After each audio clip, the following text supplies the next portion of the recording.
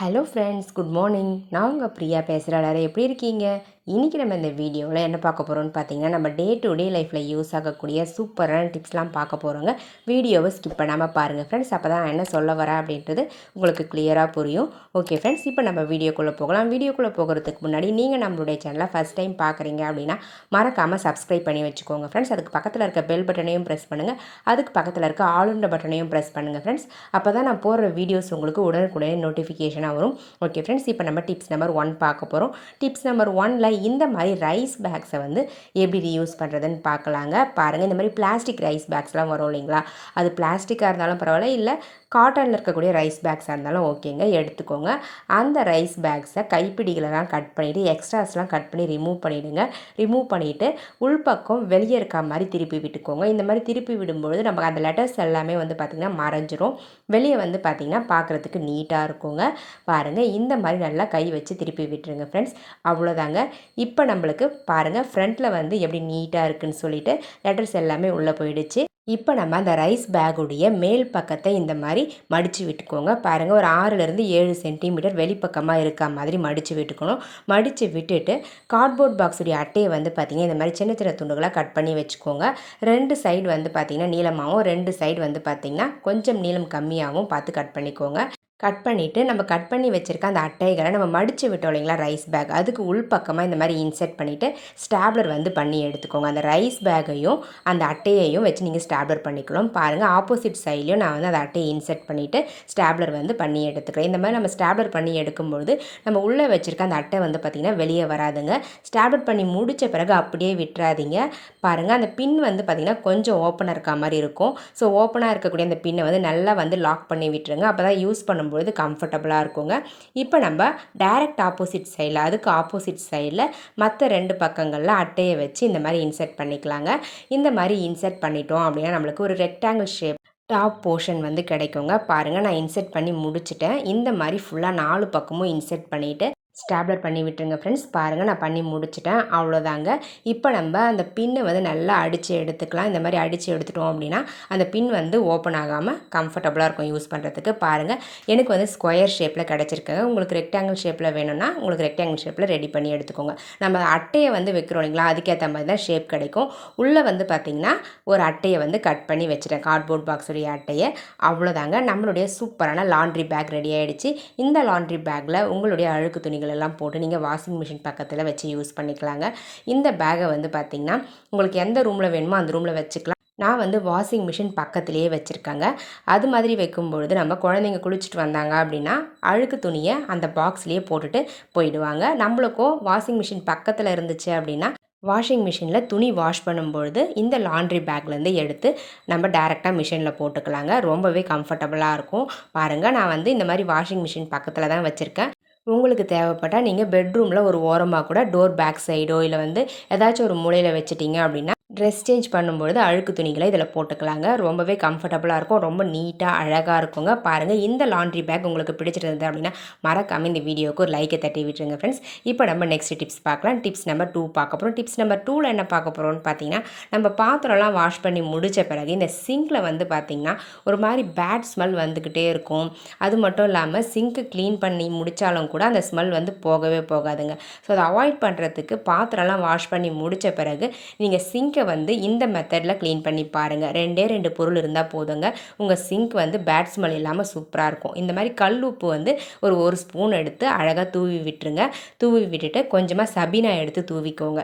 தூவிட்டு நம்ம scrubber use பண்ணுவோம் இல்லைங்களா, இதுக்காக சிங்க்கு க்ளீன் பண்ணுறதுக்கு ஒரு பழைய ஸ்க்ரப்பர் வந்து வச்சுக்கோங்க. அந்த ஸ்க்ரப்பரை யூஸ் பண்ணி கல்லுப்பையும் சபீனாவையும் சேர்த்து நீங்கள் இந்த சிங்கை க்ளீன் பண்ணி முடிச்சிட்டிங்க அப்படின்னா இந்த சிங்க்லேருந்து வரக்கூடிய அந்த பேட் ஸ்மெல் வந்து பார்த்திங்கன்னா வரவே வராதுங்க. அதே நேரத்தில் சிங்க்கும் வந்து பார்த்திங்கன்னா பளிச்சுன்னு சூப்பராக க்ளீன் ஆகிடுங்க ஃப்ரெண்ட்ஸ். பாருங்கள், நான் தேய்ச்சி முடிச்சுட்டேன். இப்போ நான் வாஷ் பண்ணி காமிக்கிறேன். ஸோ இந்த மாதிரி நம்ம வீட்டில் இருக்கக்கூடிய பொருட்களை வச்சு சிங்கை பளிச்சுன்னு க்ளீன் பண்ணி எடுத்துக்கலாம். அதே நேரத்தில் பேட் ஸ்மெல்லும் வராமல் இருக்குங்க. பாருங்கள் எந்த அளவுக்கு பளிச்சுன்னு வந்து ரிசல்ட் கிடச்சிருக்குன்னு சொல்லிட்டு. ஸோ நீங்களும் இந்த மாதிரி ட்ரை பண்ணி பாருங்கள். ட்ரை பண்ணி பார்த்துட்டு ரிசல்ட் எப்படி இருந்தது அப்படின்றத கமெண்ட் செக்ஷனில் மறக்காமல் கமெண்ட் பண்ணுங்கள் ஃப்ரெண்ட்ஸ். நிறைய பேர் வீடியோஸ் பார்க்குறீங்க, ஒரு கமெண்ட்டும் பண்ண மாட்டேங்கிறீங்க, ஒரு லைக்கும் பண்ண மாட்டேங்கிறீங்க. நீங்கள் லைக் பண்ணி கமெண்ட் பண்ணால் தான் எனக்குமே வீடியோஸ் அப்லோட் பண்ணுறதுக்கு கொஞ்சம் இன்ட்ரெஸ்டிங்காக இருக்கும்.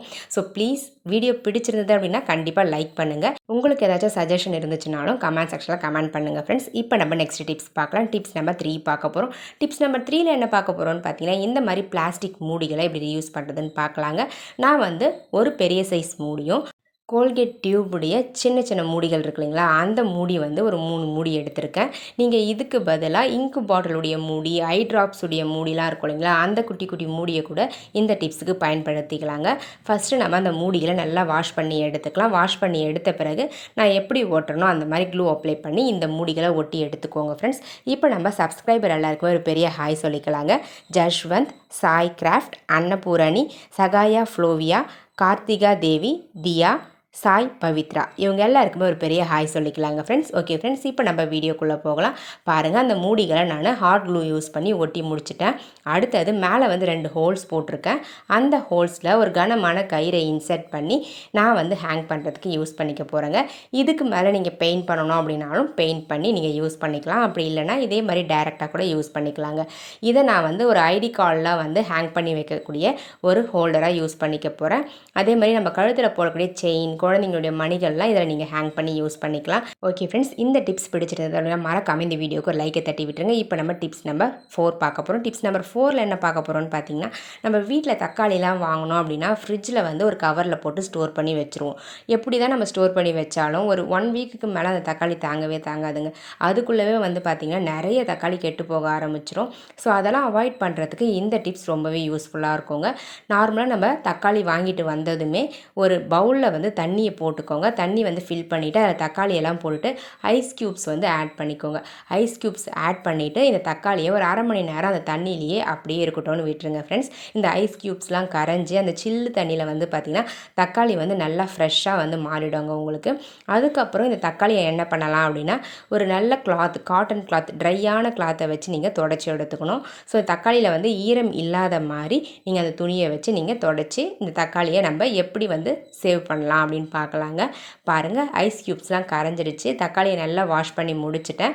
இப்போ நம்ம ஒவ்வொரு தக்காளியாக எடுத்து துணியை வச்சு தொடச்சி விட்டுடலாங்க. ஸோ இந்த மாதிரி தொடச்சிட்டு நீங்கள் ஒரு பிளேட்டில் வந்து மாற்றி வச்சுக்கோங்க. இந்த மெத்தடில் நீங்கள் தக்காளியை ஸ்டோர் பண்ணி வச்சிங்க அப்படின்னா தக்காளி வந்து அவ்வளோ சீக்கிரம் கெட்டு போகாதுங்க.